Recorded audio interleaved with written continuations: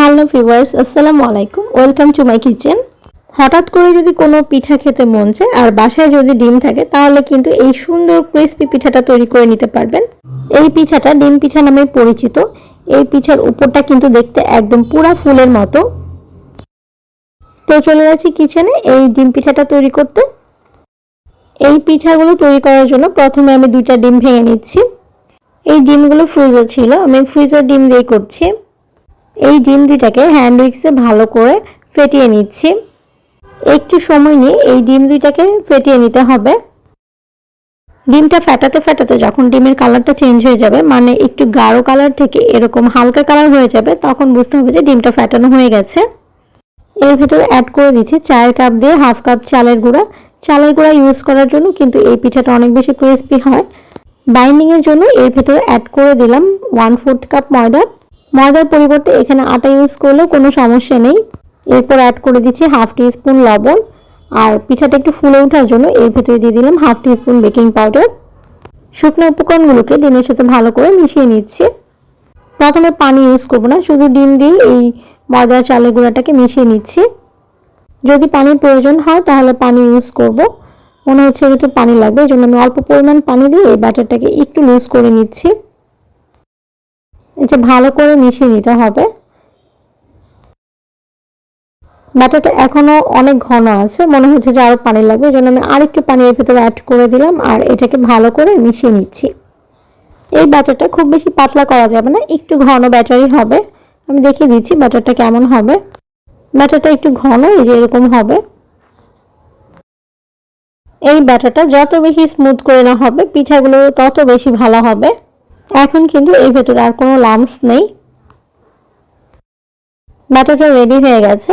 এখন এর ভেতরে অ্যাড করে দিচ্ছি 2টা কাঁচামরিচ কুচি, 1টা পেঁয়াজ কুচি। পিঠাগুলো হালকা কালার আসার জন্য এর ভেতরে 1/4 টিস্পুন হলুদের গুঁড়া অ্যাড করে দিচ্ছি। সব কিছু মিশিয়ে নিয়ে তারপর ব্যাটারটা রেডি করে নিচ্ছি। এই পিঠাটা দেখতে উপরে ফুলের মতো হবে কিনা এটা পুরোটাই ডিপেন্ড করবে এই পিঠাটা ভাজির উপর। একটা ফ্রাইং প্যানে তেল দিয়ে তেলটা কিন্তু একটু ভালো করে গরম করে নিয়েছি।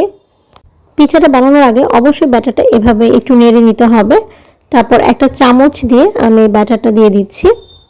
চামচ দিয়ে দেওয়ার কারণ হচ্ছে সবগুলো পিঠা যেন এক সাইজের হয়। পিঠাটা যখন চারপাশ থেকে এরকম হয়ে আসতে শুরু করেছে তখন এর উপর দিয়ে একটু তেল ছড়িয়ে দিতে হবে। গরম তেল দেওয়ার ফলে পিঠাটা উপর দিয়ে হালকা একটু জমে জমে আসবে। উপরের পাশটা সিদ্ধ হওয়ার আগে এটাকে উল্টে দিতে হবে যাতে করে ব্যাটারটা তেলের ভেতরে ছড়িয়ে পড়ে, তাহলেই উপরের পাশে ফুলের একটা শেপ আসবে। পিঠার ওই পাশটা হয়ে আসার পর এই পিঠাটাকে উল্টে দেখিয়ে দিচ্ছি যে কেমন হয়েছে। এই যে উপরটা কিন্তু একদম ফুলের শেপ এসছে।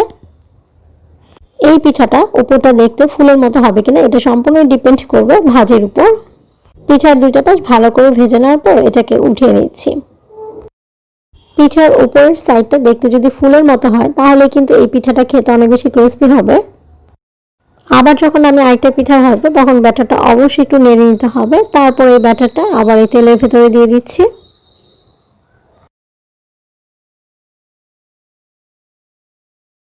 একইভাবে সবগুলো পিঠাই ভেজে নিচ্ছি।